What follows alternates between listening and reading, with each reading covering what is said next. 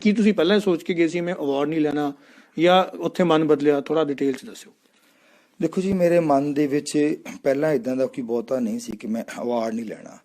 ਮੇਰੇ ਘਰੋਂ ਉਤਰਿਆ ਇੰਨਾ ਕੁ ਸੀਗਾ ਵੀ ਮੈਂ ਜਾ ਕੇ ਉੱਥੇ ਸ਼ਾਂਤਮਈ ਢੰਗ ਨਾਲ ਅਵਾਰਡ ਲੈ ਲੂੰਗਾ ਤੇ ਆਉਣ ਲੱਗਿਆ ਜਿਹੜੀ ਇਹ ਰਕਮ ਹੈਗੀ ਹੈ ਉਹ ਮੈਂ ਉੱਥੇ ਲੰਗਰ 'ਚ ਪਾਇਆਉਂਗਾ। ਪਰ ਜਦੋਂ ਮੈਂ 에ਅਰਪੋਰਟ ਤੇ ਉਤਰਿਆ, ਟਰਮੀਨਲ 1 ਤੋਂ ਮੈਂ ਟਰਮੀਨਲ 3 ਤੱਕ ਬੱਸ ਫੜ ਕੇ ਚਲਾ ਗਿਆ। ਉੱਥੋਂ ਮੈਂ 3 ਤੋਂ ਮੈਂ ਅੱਗੇ ਮੈਟਰੋ ਫੜਨੀ ਸੀ।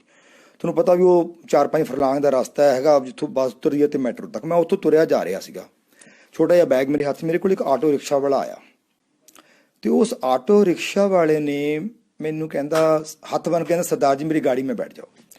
ਤੇ ਮੈਂ ਕਿਹਾ ਵੀ ਆਹ ਸਾਹਮਣੇ ਸਟੇਸ਼ਨ ਆ, ਮੈਂ ਜਾ ਰਿਹਾ, ਕੋਈ ਤੁਰ ਕੇ ਪਹੁੰਚ ਜਾਣਾ, 1 ਮਿੰਟ ਵੀ ਨਹੀਂ ਲੱਗਣਾ ਹੈਗਾ। ਇਹ ਕਹਿੰਦਾ ਸਰਦਾਰ ਜੀ ਮੇਰੀ ਗਾੜੀ ਮੇ ਪੈਰ ਤੋਂ ਡਾਲ ਦੀ। ਮੈਨੂੰ ਮਹਿਸੂਸ ਹੋਇਆ ਵੀ ਇਹ ਬੰਦੇ ਨੂੰ, ਚਲੋ ਸਵੇਰ ਦਾ ਹੀ ਸਮਾਂ ਸੀਗਾ, ਪੌਣੇ 8 ਦਾ, ਤੇ ਵੀ ਇਹਨੂੰ ਸਵੇਰੇ ਸਵੇਰੇ ਵੀ ਚਲੋ ਕੋਈ ਗਾਹਕ ਹੈ ਤੇ 2 ਪੈਸੇ ਬਣ ਜਾਣਗੇ, ਬੋਣੀ ਹੋ ਜੂ।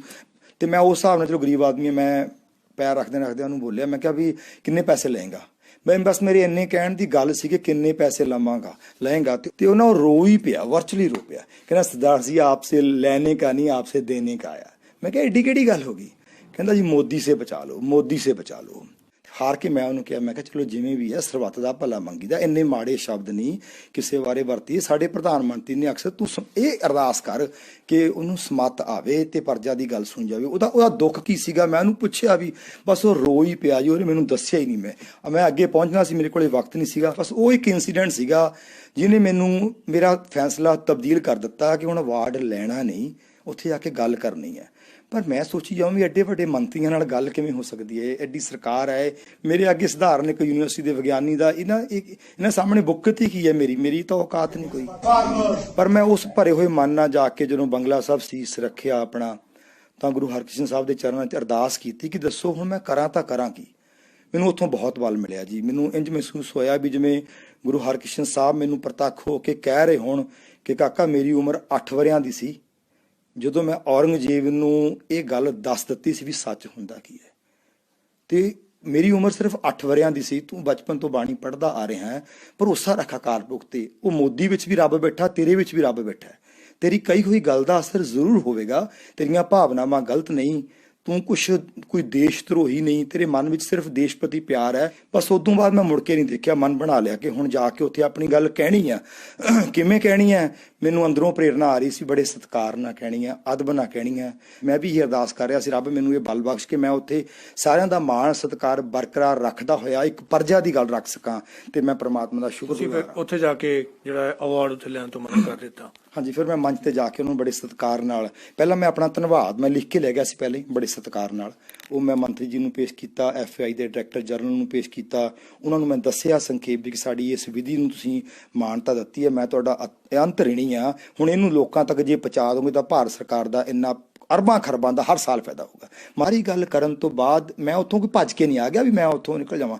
ਹਾਲਾਂਕਿ ਪਿੱਛੋਂ ਕਮੈਂਟ ਕੁਝ ਲੋਕ ਮੈਨੂੰ ਕਰ ਰਹੇ ਸੀਗੇ ਵੀ ਹੁਣ ਇੱਥੇ ਕਾਹਦੇ ਲਈ ਬੈਠਾ ਤੂੰ, ਮਤਲਬ ਕਿ ਜਿਹੜੇ ਉਸ ਤਰ੍ਹਾਂ ਦੇ ਸੀਗੇ। ਮੇਰੇ ਵਾਸਤੇ ਉਹ ਸਮਾਂ ਬੜਾ ਭੈੜਾ ਸੀ ਜਦੋਂ ਮੈਨੂੰ ਪਿੱਛੋਂ ਇੱਦਾਂ ਦੇ ਕਮੈਂਟ ਆ ਰਹੇ ਸੀ ਵੀ ਇੱਥੇ ਬੈਠਾ ਕੀ ਕਰਦਾ, ਵੀ ਜੇ ਤੂੰ ਹੁਣ ਭੱਜ ਜਾ, ਇੱਥੋਂ ਚਲਿਆ ਜਾ। ਮੈਂ ਸਾਰਾ ਸਮਾਗਮ ਬੜੀ ਸ਼ਾਂਤਮਈ ਢੰਗ ਨਾਲ ਸੁਣਿਆ। ਤੇ ਮੈਂ ਜੋ ਥੋੜਾ ਜਿਹਾ ਆਪਣਾ ਚਾਹ ਦਾ ਪਿਆਲਾ ਚੱਕ ਕੇ ਪਾਸੇ ਰੱਖਣ ਗਿਆ ਨਾ, ਇੱਕ ਸਾਇੰਟਿਸਟ ਮੇਰੇ ਕੋਲੇ ਆਇਆ, ਮੇਰੇ ਕੰਨ ਵਿੱਚ ਕਹਿੰਦਾ ਡਾਕਟਰ ਸਾਹਿਬ you support farmers, we support you. ਮੈਂ ਥੋੜਾ ਜਿਹਾ ਪਾਸੇ ਹੋਰ ਹੋਇਆ, ਇੱਕ ਮੇਰੇ ਕੋਲੇ ਹੋਰ ਬੰਦਾ ਆਇਆ, ਉਹ ਵੀ ਸਾਰੇ ਸਾਇੰਟਿਸਟ ਹੀ ਸੀਗੇ ਉੱਥੇ। ਕਹਿੰਦਾ doctor Sahib great, only Punjabis can do it. ਮੈਂ ਥੋੜਾ ਜਿਹਾ ਗਾਂ ਹੋਇਆ ਜਦੋਂ ਨਿਕਲ ਕੇ ਟੀਵੀ ਤੋਂ ਬਾਹਰ। ਇੱਕ ਤਾਮਿਲਨਾਡੂ ਦਾ ਇੱਕ ਸਾਇੰਟਿਸਟ ਮੇਰੇ ਕੋਲੇ ਆਇਆ, ਉਹ ਕਹਿੰਦਾ ਡਾਕਟਰ ਸਾਹਿਬ farmers in my state they are also agitating, but our farmers don't have the capacity to show mirror to the government, but you have the capacity. The other joint winner is Dr. Varinder Pal Singh. I request him to kindly come. He receives the award as a joint winner for best work done in the field of plant nutrition. Dr. Varinder Pal Singh, Punjab Agriculture University.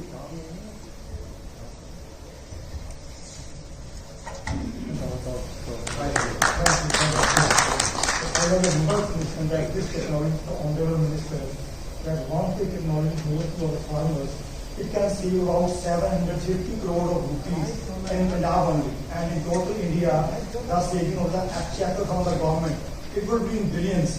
So I am thankful to you for giving this technology recognition. So thank you, Dr. Steve Sundar. So I wish to submit my gratitude to the Honorable Minister of Chemicals and Fertilizer, and also to Director General Affairs. So thanks, sir.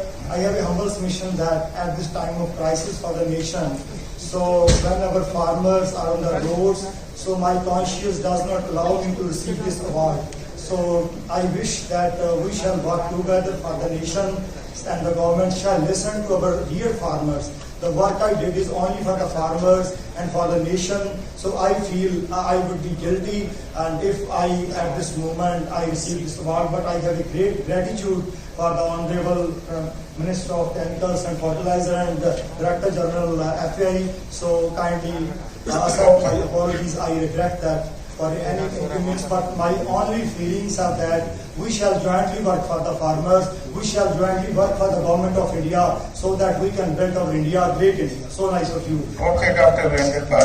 I support farmers. Thank you. Thank you. Keep it for better days. Thank you. उनका बहुत विकास करता है